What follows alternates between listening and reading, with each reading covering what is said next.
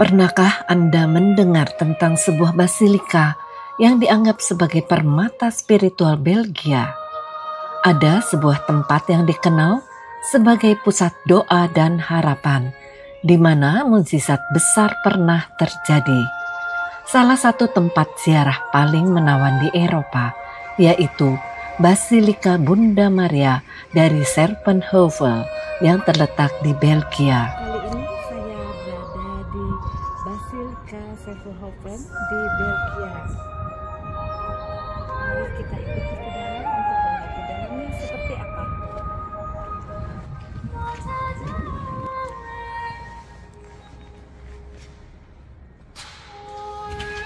Basilika Bunda Maria dari Serpenheuvel adalah tempat suci yang telah menjadi saksi mata air, mata yang berubah menjadi sukacita, doa-doa yang dijawab, dan harapan yang dipulihkan. Basilika ini tidak hanya menjadi saksi sejarah panjang iman Katolik, tetapi juga menyimpan banyak keajaiban dan kisah inspiratif, keindahan secara arsitekturnya, dan basilika ini juga dipenuhi dengan doa, harapan, dan mukjizat yang telah menyentuh hati banyak umat yang datang. Basilika Bunda Maria dari Serpenheuvel adalah sebuah gereja basilika minor Katolik yang terletak di Serpenheuvel, Zihem, Belgia. Gereja ini ditahbiskan pada tahun 1627 dan dinaikkan statusnya menjadi basilika minor pada tahun 1922. Selama bertahun-tahun, devosi Maria di Serpenheuvel berpusat pada patung kecil perawan Maria yang digantung di pohon ek di atas bukit. Ada legenda di Basilika Bunda Maria dari Serpenheuvel, yaitu tentang penggembala yang menemukan patung Bunda Maria di pohon ek. Seorang penggembala muda menemukan patung kecil Bunda Maria di celah pohon ek di sebuah bukit yang dikenal sebagai Serpenheuvel, yang artinya bukit tajam. Sang penggembala mencoba membawa pulang patung itu, tetapi patung tersebut menjadi sangat berat, seolah-olah tertanam di tempatnya. Fenomena ini diyakini sebagai tanda bahwa patung itu seharusnya tetap berada di lokasi tersebut. Setelah kabar itu menyebar, banyak orang mulai datang untuk berdoa di bawah pohon itu. Mukjizat dan doa-doa yang terkabul pun dilaporkan terjadi di tempat tersebut. Pohon ek itu akhirnya menjadi pusat ziarah, dan di lokasi itu dibangun gereja kecil. Gereja kecil itu kemudian berkembang menjadi Basilika Bunda Maria dari Serpenheuvel yang ada sekarang. Legenda ini menekankan bahwa tempat itu memiliki nilai spiritual khusus, dan intervensi ilahi melalui Bunda Maria diyakini nyata oleh para peziarah. Kisah ini menjadi fondasi kepercayaan umat yang menjadikan Serpenheuvel sebagai salah satu tempat ziarah terpenting di Belgia. Legenda penggembala yang menemukan patung Bunda Maria di pohon ek di Serpenheuvel menjadi titik awal berkembangnya tempat ini sebagai pusat ziarah yang signifikan di Belgia. Pada tahun 1604, Uskup Agung Mechelen, Matthias Hovius, secara resmi mengakui kultus Serpenheuvel. Pengakuan ini disertai dengan publikasi kumpulan mukjizat yang dikaitkan dengan perantaraan Bunda Maria dari Serpenheuvel dalam berbagai bahasa.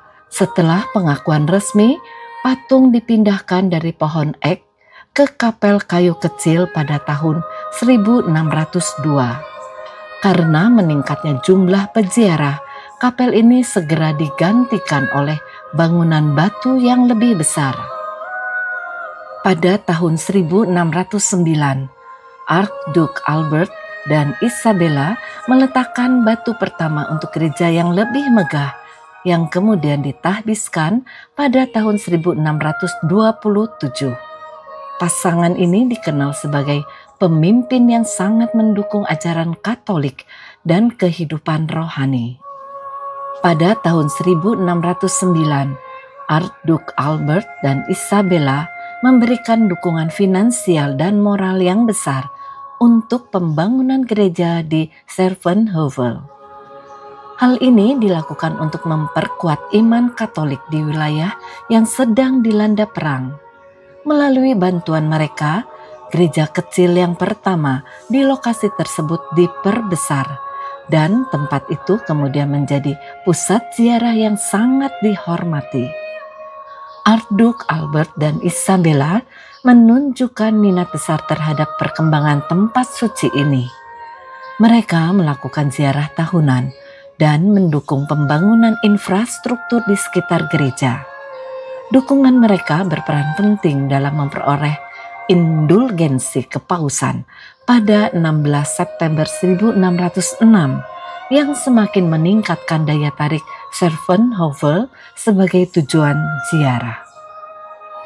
Pada tahun 1922, gereja ini dinaikkan statusnya menjadi Basilika Minor oleh Paus Pius ke-11, menegaskan pentingnya Servenhovel dalam tradisi Katolik. Selain itu, pada 2 Februari 2011, Paus Benediktus ke-16 menganugerahkan mawar emas kepada basilika ini, sebuah penghargaan yang jarang diberikan dan menandakan penghormatan khusus dari tahta suci. Gereja ini berbentuk oktagonal, sebuah desain yang tidak biasa untuk gereja pada masa itu. Bentuk ini melambangkan mahkota Maria dan pengharapan akan kekekalan. Kubahnya yang indah dihiasi dengan lukisan-lukisan mengagumkan yang menggambarkan kehidupan Maria, penuh warna dan detil yang memukau.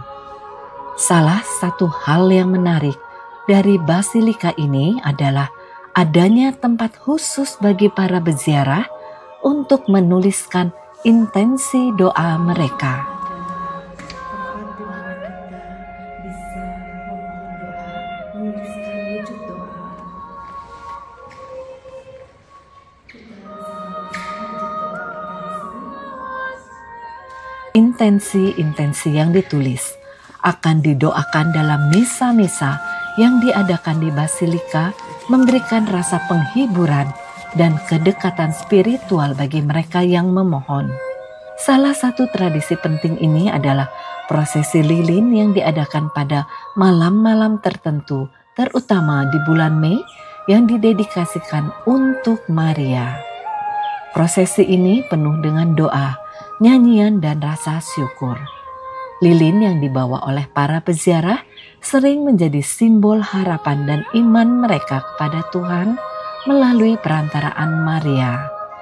Hingga saat ini, Basilika Bunda dari Servenhovel terus menjadi tempat yang hidup dalam iman dan devosi umat Katolik.